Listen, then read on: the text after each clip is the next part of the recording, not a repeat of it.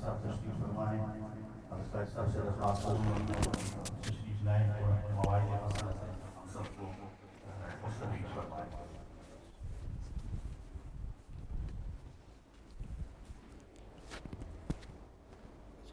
اوپر نیچے ہو سکتا ہے ایسا اگر آواز برابر نہ ہو۔ اللہ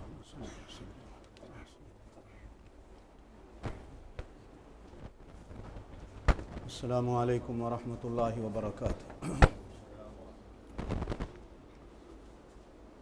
اللہم صلی وسلم وبارک علی سیدنا و مولانا محمد وعلی آلہ واصحابہ ومن تبعہم بإحسان الی یوم الدین برحمتک یا ارحم الراحمین۔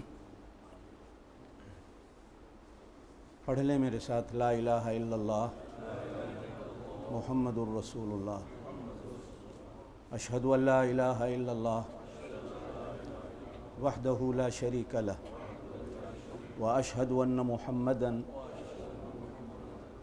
عبدہ ورسولہ، آمنت باللہ وملائکتہ وکتبہ ورسلہ والیوم الآخر والقدر خیرہ وشرہ من اللہ تعالی والبعث بعد الموت، آمنت باللہ کما ہوا باسمائہ وصفاتہ وقبلت جمیع احکامہ اقرار باللسان وتصدیق بالقلب۔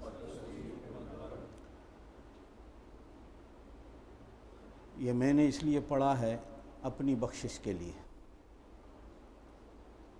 آپ بھی نیت یہی کریں کہ ہم نے بھی اپنی بخشش کے لیے پڑھا۔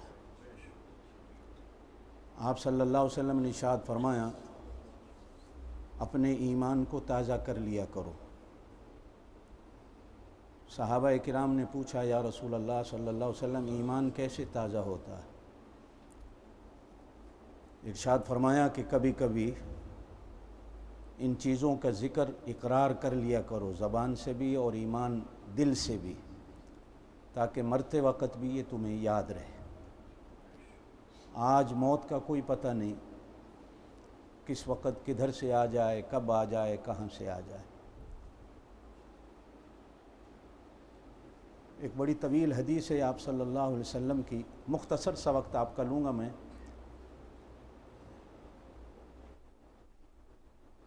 ہانگ کانگ میں کسی کا حکم نہیں مانتا، صرف قاری اویس صاحب کا حکم مانتا ہوتا، سمجھ لیں، اس لیے کہ یہ اللہ کے قرآن والے ہیں۔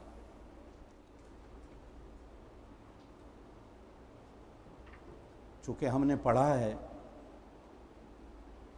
آپ نے نہیں پڑھا، قرآن والوں کی قدر کیا ہوتی۔ تھوڑا سا کبھی کبھی اکیلے بیٹھ کر سوچا کرنا، اگر یہ یہاں نہ ہوتے تو ہمارے بچوں کا کیا ہوتا، بس یہ سوچ لیا کرو۔ یہ پرانا جو مدرسہ تھا کنتھنگ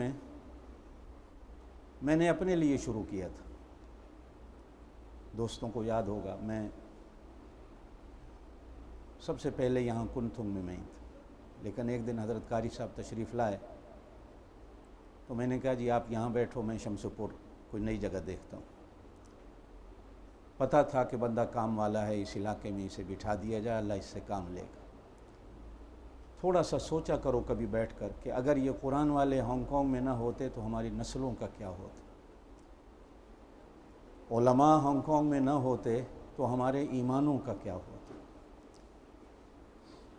یہ ٹوٹے پھوٹے لولے لنگڑے جیسے بھی ہیں نا علماء، قبول کر لیا کرو، پیٹھ پیچھے بیٹھ کر ان کی عزت کیا کرو، ان کی برائیاں نہ کیا کرو۔ ایک حدیث میں آپ صلی اللہ علیہ وسلم نے ارشاد فرمایا میں نے ایک بار دیکھا کہ میرا ایک امتی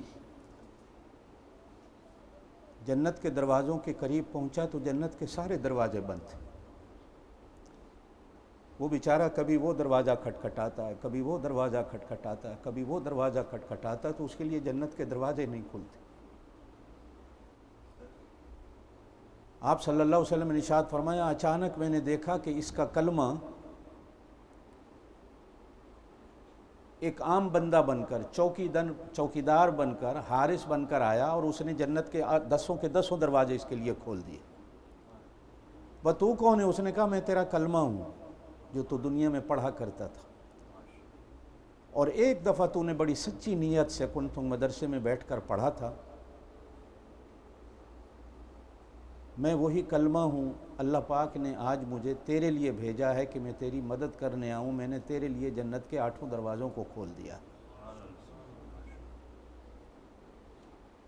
ایک حدیث میں آپ صلی اللہ علیہ وسلم نے بڑے، یہی طویل حدیث ہے،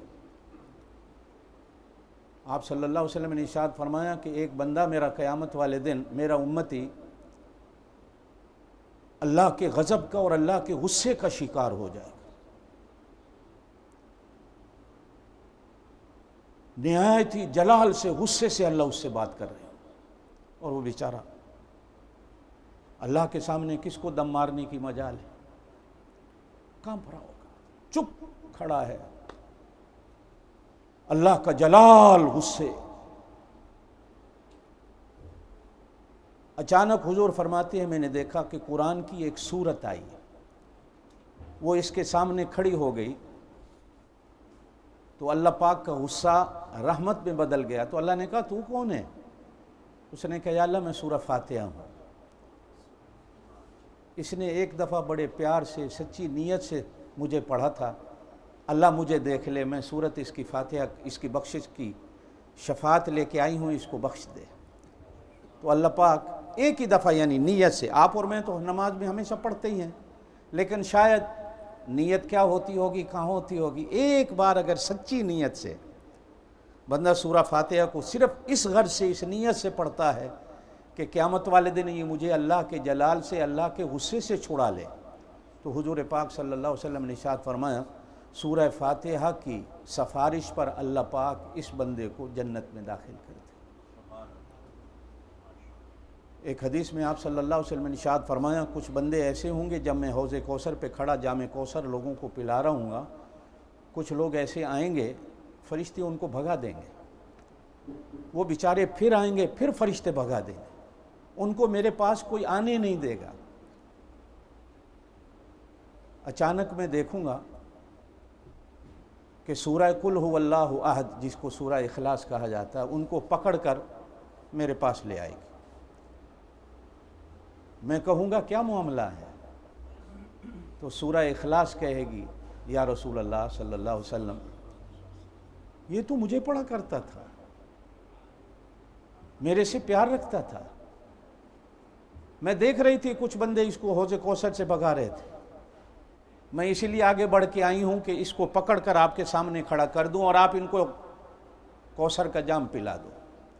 حضور صلی اللہ علیہ وسلم فرماتے ہیں میں کوثر کا پیالہ بھر بھر کیوں نہیں پلا دوں. ایک حدیث میں آتا ہے، یہ الگ حدیث، آپ صلی اللہ علیہ وسلم جب غزوہ تبوک کے لیے مدینے سے تشریف لے گئے، تبوک مدینے سے کہ 700 یا 800 میل کے فاصلے پر ایک شہر ہے.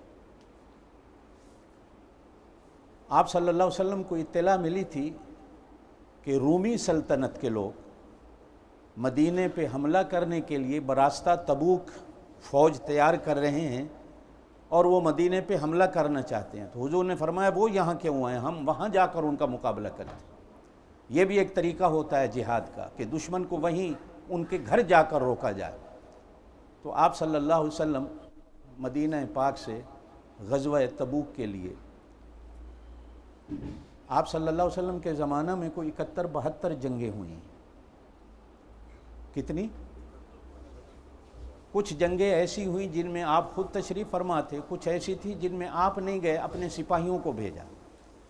جن میں آپ صلی اللہ علیہ وسلم خود تشریف لے گئے ان جنگوں کو غزوہ کہا جاتا ہے، اور جن جنگوں میں آپ نہیں گئے، اپنے سپاہیوں کو بھیجا، ان کو سرایا کہا جاتا ہے عربی میں.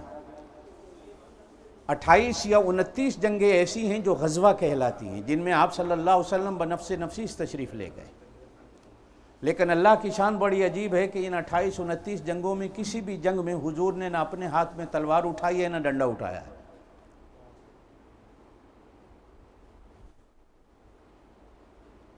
غزوہ تبوک کے لیے آپ کا سب سے بڑا لشکر تھا. یہ 28-29 جو جنگیں ہوئی ہیں ان تمام جنگوں میں سب سے یہ جو جنگ ہے تبوک کی غزوہ ہے جو تبوک کا 20,000 سپاہی تھے حضور صلی اللہ علیہ وسلم کے ساتھ. کتنے؟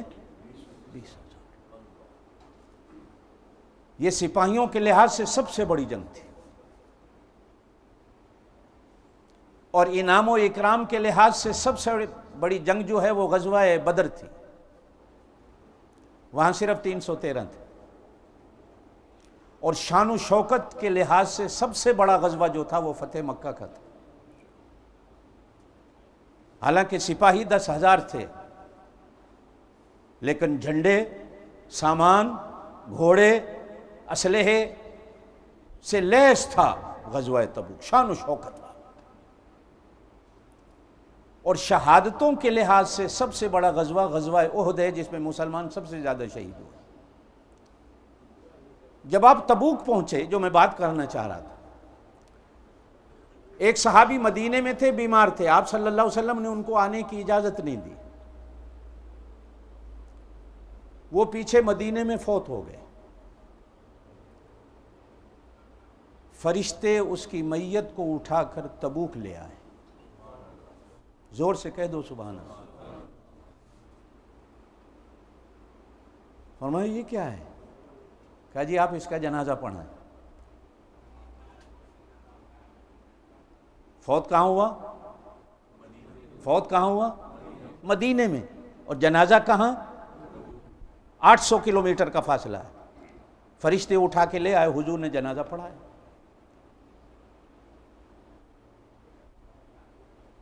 جنازے کے بعد فرشتے اٹھا کے لے گئے. ایک روایت میں آتا ہے کہ تبوک کے اندر ہی ان کو دفن کر دیا گیا. دوسری روایت میں آتا ہے کہ اٹھا کر فرشتے اس کو واپس مدینے لے آئے، جنت البقیع میں دفن کیا. آپ صلی اللہ علیہ وسلم جب غزوہ تبوک سے واپس آئے تو آپ صلی اللہ علیہ وسلم نے اس کی گھر والی سے پوچھا جا کر کہ میں نے فرشتوں سے تو نہیں پوچھا یہ ماجرا کیا ہے کہ بندہ فوت یہاں ہو رہا ہے، اور اس کا شرف، اس کی بزرگی دیکھو کہ اس کا جنازہ میرے لیے تبوک لایا گیا ہے اور میں نے جنازہ پڑھا ہے، میں اس کی بخشش کی دعا مانگ رہا ہوں، وجہ کیا ہے؟ تو اس کی گھر والی نے کہا یا رسول اللہ، زور سے کہہ دیں صلی اللہ علیہ وسلم، اور تو مجھے نہیں پتا، اتنا ضرور پتا ہے کہ اس کو قل ہو اللہ سے بڑا پیار تھا. یہ ہر وقت قل ہو اللہ احد پڑھتا رہتا تھا. گھر میں بیٹھا ہے، سونے لگا ہے، جاگا ہے. آپ اور میں تو سوتے ہیں تو موبائل بند کرتے ہیں، اٹھتے ہیں تو پھر کھول کے دیکھتے ہیں ساری رات کیا ہوا. یہ ہمارا طریقہ ہے. صحابہ کا کیا تھا؟ اس کا وہ اٹھتا ہے تو قل ہو اللہ احد، سوتا ہے تو قل ہو اللہ احد، چلتا پھرتا ہے تو قل ہو اللہ احد. یہ بیوی بتا رہی ہے. حدیث میں آتا اتنے میں جبریل آ گئے. جبریل نے آ کر بتایا کہ اللہ کہتے ہیں یہ میرا بندہ قل ہو اللہ کا عاشق تھا، میں نے اس قل ہو اللہ کے پڑھنے کے صدقے اس کی بخشش کا طریقہ ایسا کیا ہے کہ جنازہ آپ پڑھائیں، دعا بھی اس کی بخشش کی آپ کریں. فرشتوں کو کہا اس کو اٹھا کر تبوک لے جاؤ، اور فرشتے اٹھا کر واپس لے آئیں. یہ قل ہو اللہ کی برکت تھی.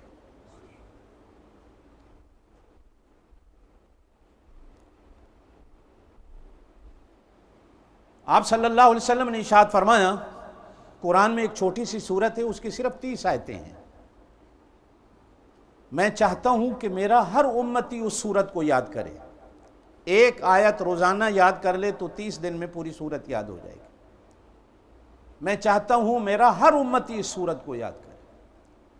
صحابہ کرام نے پوچھا یا رسول اللہ کیوں؟ تو ارشاد فرمایا جب مرنے کے بعد مسلمان کو قبر میں رکھا جاتا ہے، اللہ نہ کرے اگر قبر میں عذاب آنا چاہے کدھر سے بھی، تو قرآن کی یہ سورت اس عذاب کے سامنے دیوار بن کر کھڑی ہو جاتی ہے، قبر میں عذاب کو نہیں آنے دیتی.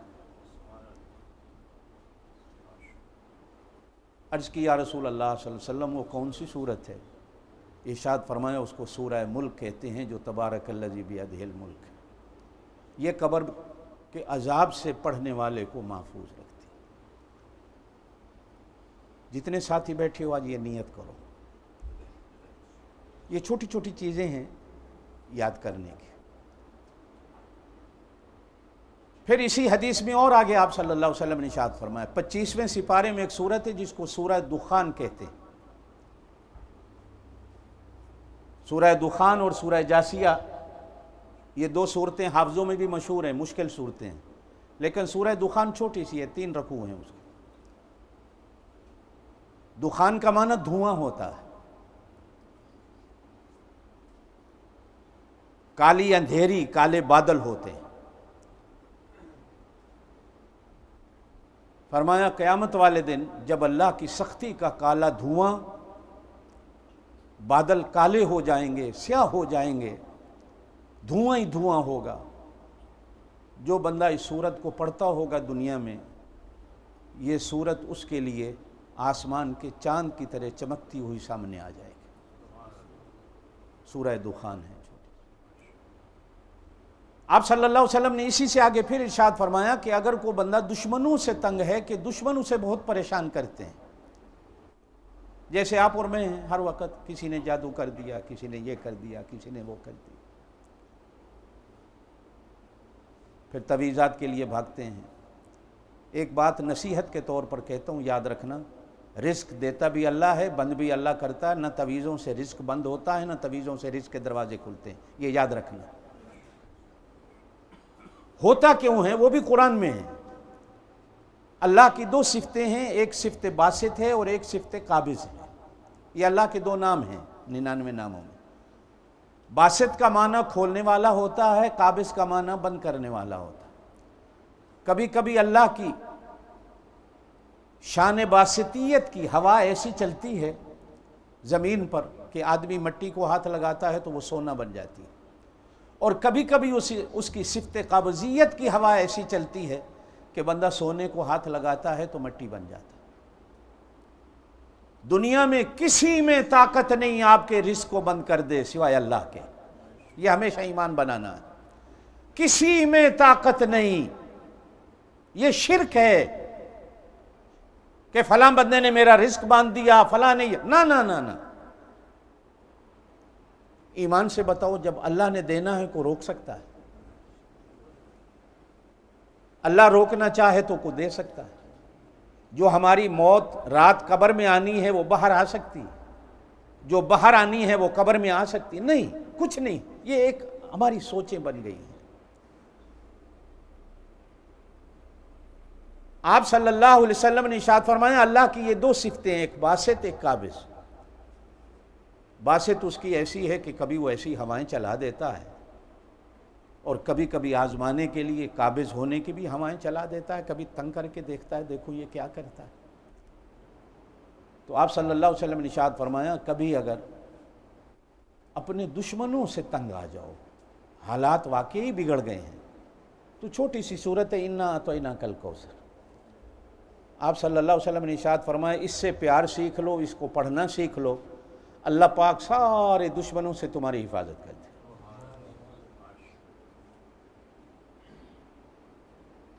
آپ صلی اللہ علیہ وسلم نے ارشاد فرمایا بندے کو وسوسے تنگ کرتے ہیں، خیالات تنگ کرتے، برے خیالات ہر کسی کو آتے ہیں. آپ صلی اللہ علیہ وسلم نے فرمایا قل اعوذ برب الناس. صرف 3 دفعہ دن میں پڑھنے کا بندوبست کر لو، اللہ پاک تمہیں وسوسوں سے بچا لے گا.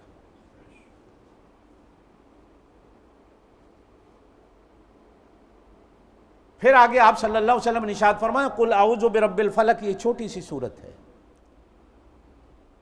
لوگ تمہارے دوست تمہیں راہ راست سے بھٹکانا چاہتے ہیں، تمہیں برے راستوں پہ چلانا چاہتے ہیں، بچنے کا کوئی راستہ نہیں کر رہا، تو قل اعوذ برب الفلق 3 دفعہ دن میں پڑھ لیا کرو.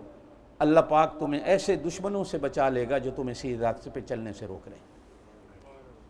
یہ چھوٹی چھوٹی چیزیں ہیں. امام ابو حنیفہ رحمۃ اللہ علیہ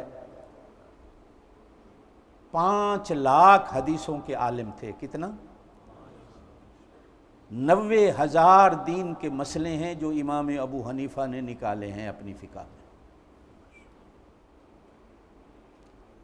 ایک دن ایک بندہ مجھے کہتا ہے، عام طور پر کہ جی امام ابو حنیفہ کو تو 17 حدیثیں آتی تھی، تم نے ایسا امام بنا لیا جس کو صرف 17 حدیثیں آتی تھی۔ میں نے کہا یار شکر ہے اگر 17 حدیثوں والے بندے کو 80% مسلمان مان رہے ہیں، اگر اس کو 100 حدیث آتی ہوتی، 1,00,000 حدیث آتی ہوتی تو امت میں تمہیں تو کوئی بندہ ہی نہ ملتا، سارے حنفی ہوتے۔ 17 حدیث کا اگر یہ اجر اللہ دے رہا ہے، اب میں پکا حنفی ہو گیا ہوں کہ 17 حدیث والا بندہ وہ اتنا بڑا عالم ہے اور یہ سب جھوٹ ہے۔ 5 لاکھ حدیثوں کے عالم تھے، ان کے استاد کا نام بھی حماد تھا، بیٹے کا نام بھی حماد تھا۔ اپنے استاد کے نام پر بیٹے کا نام رکھا۔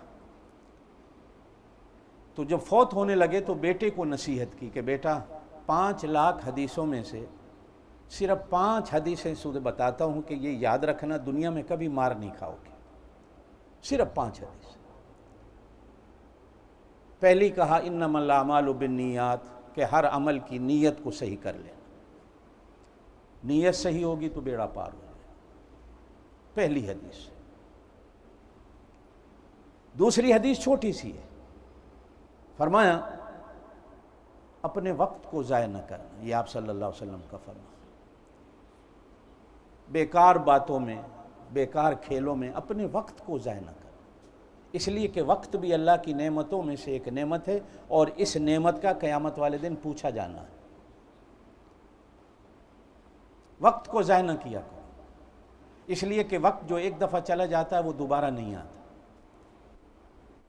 پھر بندہ پچھتاتا رہتا ہے میں جوانی میں کر لیتا، اس عمر میں میں کر لیتا، وقت ہاتھ نہیں آتا۔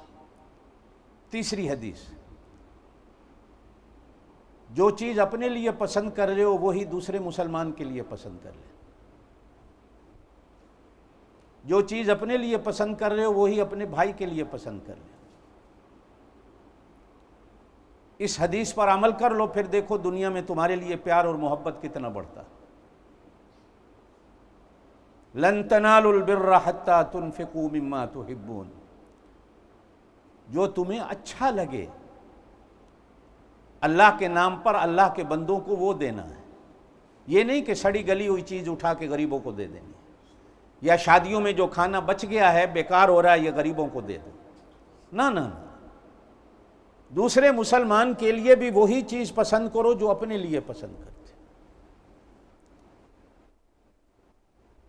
پھر فرمایا ایک اور حدیث ہے چھوٹی سی، پلے باندھ لو، کہ آپ صلی اللہ علیہ وسلم نے ارشاد فرمایا مسلمان وہ مسلمان ہوتا ہے جس کی زبان سے، جس کے ہاتھ سے دوسرا مسلمان محفوظ رہے،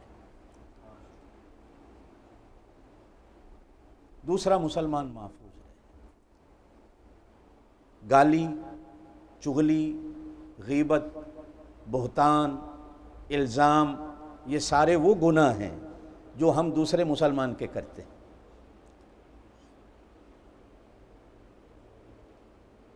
اور ایک حدیث کے اندر آپ صلی اللہ علیہ وسلم نے پھر آگے ارشاد فرمایا کہ یہ جو زبان کے گناہ ہیں نا، ان کا بدلہ دنیا میں تازہ مل جاتا۔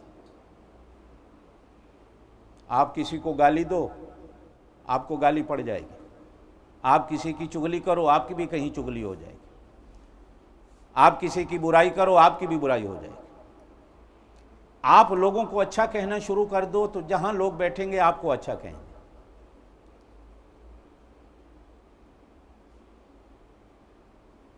آپ صلی اللہ علیہ وسلم کی ایک حدیث ہے، آپ صلی اللہ علیہ وسلم نے ارشاد فرمایا کہ میں نے دیکھا کہ میرے ایک امتی کو فرشتے پکڑ کر جہنم کی طرف لے جا رہے تھے، وہ بیچارہ چیخ رہا تھا لیکن فرشتے کھینچ رہے ہیں ہاتھوں سے۔ آپ یوں کہہ لیں کہ گریبان سے کسی فرشتے نے پکڑا ہوا ہے، کسی نے ہاتھ سے لے جا۔ اچانک راستے میں اس نے کبھی ماں باپ کا اکرام کیا تھا، ماں باپ کی عزت کی تھی، ماں باپ کا احترام کیا تھا، تو آپ صلی اللہ علیہ وسلم نے ارشاد فرمایا ماں باپ کا وہ احترام نیکی کی صورت میں سامنے آ جائے گا اور فرشتوں سے کہے گا چھوڑو اس کو، اس نے اپنے ماں باپ سے نیکی کی تھی، ماں باپ کے آگے اونچا نہیں بولا تھا، چھوڑ دو اس کو۔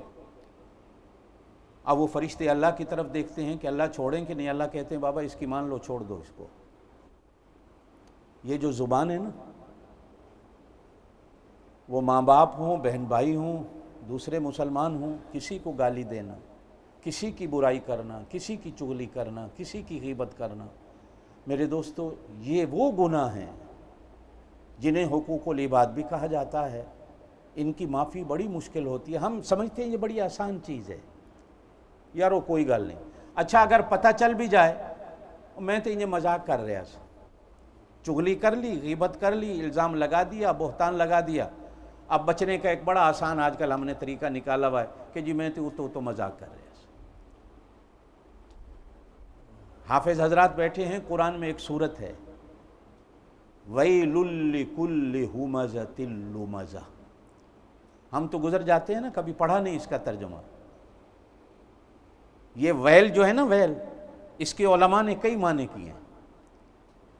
ایک معنی تو یہ ہوتا ہے کہ ویل جہنم کا سب سے نچلا حصہ ہے، جہاں آگ ہی آگ ہے، کوئی بچاؤ نہیں جہاں۔ اور دوسرا معنی ویل کا علماء کرتے ہیں کہ ہلاک ہو گیا وہ بندہ، پورے کا پورا، تھوڑا موڑا نہیں۔ ویل لکل، کل جو ہے نا، کل پورے کا پورا۔ کون؟ فرمایا ہو ماذا لو ماذا، جس نے دو گناہ کر لیے، ایک چغلی کی دوسرے مسلمان کی، اور ایک دوسرے مسلمان کو تانے دیتا رہا۔ یہ دو میٹھے لگتے ہیں ہمیں کرنے میں، لیکن اتنے گناہ ہیں کہ پورے کا پورا بندے کو جہنمی بنا دے۔ آپ اور میں جتنے بیٹھے ہیں، یہ قرآن کی مجلس سے میں بات ختم کرتا ہوں اپنی، میں نے کہیں اور بھی جانا ہے ایک جگہ دعا پہ، سچے دل سے توبہ کریں، اللہ ہمارے ان گناہوں کو معاف کر، اللہ ہمارے ان گناہوں کو معاف کر۔ ان صورتوں کو وظیفے کے طور پر پڑھا کرو، میں آپ سب کو اجازت دیتا ہوں، پڑھا کرو نیت سے، ایک دن ایک دفعہ بیٹھ کر نہ دل سے کہ اللہ اس صورت کو قیامت والے دن یہ جو سختیاں ہیں نا، ان سے بچنے کے لیے میری سفارش ہی بنا دینا، بس نیت یہ کر لو تو انشاءاللہ قیامت والے دن یہ چھوٹی چھوٹی صورتیں آپ کے کام آ جائیں۔ میں جن بچیوں کا قرآن ختم ہوا، زاہد میاں، مبارکباد دیتا ہوں، اللہ ان بچیوں کو نیک بنائے، اللہ ان بچیوں کا مستقبل اچھا بنائے، ماں باپ کے لیے خوشیوں کا، راحتوں کا سامان بنائے۔ بیٹیاں بڑی پیاریاں ہوتی ہیں۔ ایک حدیث ہے، آپ صلی اللہ علیہ وسلم نے ارشاد فرمایا، جب گھر میں بیٹی پیدا ہوتی ہے نا کسی کی، تو اللہ فرشتوں سے کہتا ہے کہ اس کے نامہ اعمال میں نیکیاں لکھنا شروع کر دو۔ یہ مفت میں نیکیاں لکھی جاتی ہیں، بیٹی جس گھر میں پیدا ہوتی ہے۔ اب بیٹے میں ذکر نہیں ہے کہ جس کے لیے ہم خوشیاں مناتے ہیں اور دعائیں کرتے ہیں، بیٹا ہو بیٹا ہو بیٹا ہو۔ بیٹے کے لیے حدیث میں الفاظ کوئی نہیں کہ جس کے گھر میں پیدا ہو تو نیکیاں لکھی جائے، بیٹی کے لیے ہے۔ اور آپ صلی اللہ علیہ وسلم نے ایک حدیث میں فرمایا، جس کے گھر میں دو بیٹیاں ہوئیں اور اس نے ان کی اچھی تربیت کی، اپنے خیال میں اچھی جگہ رشتہ کر دیا، وہ قیامت والے دن میرے ساتھ جنت میں ایسا ہوگا جیسے یہ دو انگلیاں ہیں، ان میں کوئی فاصلہ نہیں، اس بندے اور میری جنت کے فاصلہ، اس بندے کی جنت اور میری جنت کے درمیان میں بھی کوئی فاصلہ نہیں۔ ایک حدیث میں 3 کے الفاظ آتے ہیں، ایک حدیث میں 2 کے الفاظ آتے ہیں۔ 3 بیٹیاں اللہ کسی کو دے دے تو قیامت والے دن اس بندے کی جنت اور میری جنت کے درمیان میں جس طرح 2 انگلیوں کے درمیان میں فاصلہ کوئی نہیں، اس طرح ہماری جنتوں کے درمیان میں فاصلہ نہیں ہوگا۔ یہ اللہ کی نعمتیں ہوتی ہیں، اس لیے کہ انہوں نے کچھ دن رہنا ہوتا ہے ماں باپ کے گھر میں۔ یہ چڑیاں ہیں، مہمان بن کے آتی ہیں، پھر ایک دن آتا ہے چلی جاتی ہیں۔ سکھ سے بس گئیں تو ماں باپ خوش رہتا ہے، اور اگر بسنے میں دکھ آ گیا تو ماں باپ کی زندگی برباد ہو جاتی ہے۔ جن بچیوں کا قرآن ختم ہوا ہے، یہ اللہ کی بہت بڑی نعمت ہے۔ میں پھر وہی کہوں، دعا دیا کرو ان کو، اگر یہ نہ ہوتے تو کیا ہوتا۔ پہلی بدھ والے دن، یہ جو ابھی بدھ آ رہا ہے، شمسی پور مدرسے میں پروگرام ہوگا نماز ظہر کے بعد. آپ حضرات سے درخواست ہے جن کو وقت مل جائے تو اس میں تشریف لے آئیں. ہاتھ اٹھائیں، درود شریف پڑھ لیں، دعا کرتے ہیں. بسم اللہ الرحمن الرحیم. بھائی حامد ہے، اس کا چاچا فوت ہو گیا ہے، ان کے والدین زید بھائی اور رکے اور ان کے جن کے بچیاں ختم کی ہیں. جی جی جی.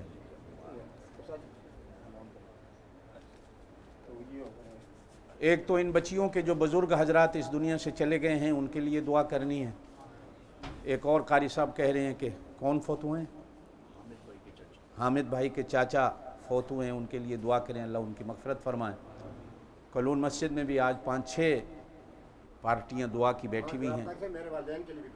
اللہ سب کے والدین کو، خاص طور پہ ان کے والدین کو جنت میں جگہ دے. اللہم صلی وسلم وبارک علی سیدنا و مولانا محمد وعلی آلہ و اصحابہ. یا اللہ جن بچیوں کا قرآن ختم ہوا، اللہ ان بچیوں کا مستقبل اچھا بنا، ماں باپ کے لیے خوشیوں اور راحتوں کا ان کو سامان بنا. یا اللہ اس ہانگ کانگ میں رہنے والی مسلمان جتنی بچیاں ہیں اللہ ان کی عزتوں کی حفاظت فرما. اللہ سب کو نیک بنا اور سب کو قرآن پاک کے علم سے مالا مال فرما. یا اللہ ان کے گھروں کے اندر خیر و برکات نازل فرما، ان کے ماں باپ کے رزق میں برکتیں نصیب فرما. الہ العالمین ان کے جو عزیز و اقارب بزرگ حضرات اس دنیا سے چلے گئے ہوں اللہ ان تمام کی مغفرت فرما. آج جتنے دوست دعا کے لیے یہاں بیٹھے ہیں، دوسرے مدرسوں میں مسجدوں میں بیٹھے ہیں، اللہ تمام کے مرنے والوں کو جنت الفردوس میں جگہ نصیب فرما. علماء حضرات کافی اس دنیا سے چلے گئے، اللہ ان تمام کی قبروں کو اپنے نور سے بھر دے، ان کو اعلی علیین جنت الفردوس میں جگہ نصیب فرما. الہ العالمین اس قرآن پاک کی برکتوں سے ہم سب کے سب گناہوں کو معاف فرما. جتنے دوست آئے ہیں اللہ ان کے آنے کو قبول فرما. خالصتاً یہ تیرے قرآن کے لیے آئے ہیں. یا اللہ قیامت والے دن قرآن کی ان سب کو شفاعت نصیب فرما. یا اللہ قرآن کی شفاعت ہم سب کو نصیب فرما. قبر میں حشر میں قرآن کو ہمارا ساتھی اور دوست بنا. الہ العالمین ہم سب کے سب گناہوں کو معاف فرما. ہم خطا کار ہیں، بدکار ہیں، ڈوبے ہوئے ذلت میں ہیں، خواہ کچھ بھی ہیں تیرے محبوب کی امت سے ہیں. اللہ تو ہم سب کے سب گناہوں کو معاف فرما. الہ العالمین مرتے وقت ہم سب کو کلمہ نصیب فرما. قبر کے عذاب سے، جہنم کے عذاب سے ہم سب کی حفاظت فرما. کل قیامت والے دن حضور پاک صلی اللہ علیہ وسلم کے ہم سب کو شفاعت نصیب فرما. قاری صاحب کی محنتوں کو قبول فرما. اللہ اس گلشن کو ہمیشہ آباد و شاد فرما. اس کا جو تعاون کرنے والے ہیں، خدمت کرنے والے ہیں، اللہ ان کے گھروں کی حفاظت فرما، ان کی آل اولاد کی، ان کی عزتوں کی حفاظت فرما. الہ العالمین ہر شر سے، ہر شریر سے، ہر بلا سے، ہر مصیبت سے، ہر فتنے سے، ہر فرقے سے ہماری حفاظت فرما. یا اللہ کل قیامت والے دن حضور پاک صلی اللہ علیہ وسلم کے ہاتھوں حوض کوثر کا جام نصیب فرما. یا اللہ حضور پاک صلی اللہ علیہ وسلم کے جھنڈے کے تلے ہم سب کو قیامت کے دن جگہ نصیب فرما. دوسرے ساتھی علماء، قراء حضرات، استاد بیٹھے ہوئے ہیں، اللہ ان تمام کی خدمات کو منظور و مقبول فرما. اللہم صلی وسلم وبارک علی سیدنا و مولانا محمد وعلی آلہ و اصحابہ اجمعین. سبحان ربک رب العزت عما یصفون وسلام علی المرسلین والحمد للہ رب العالمین.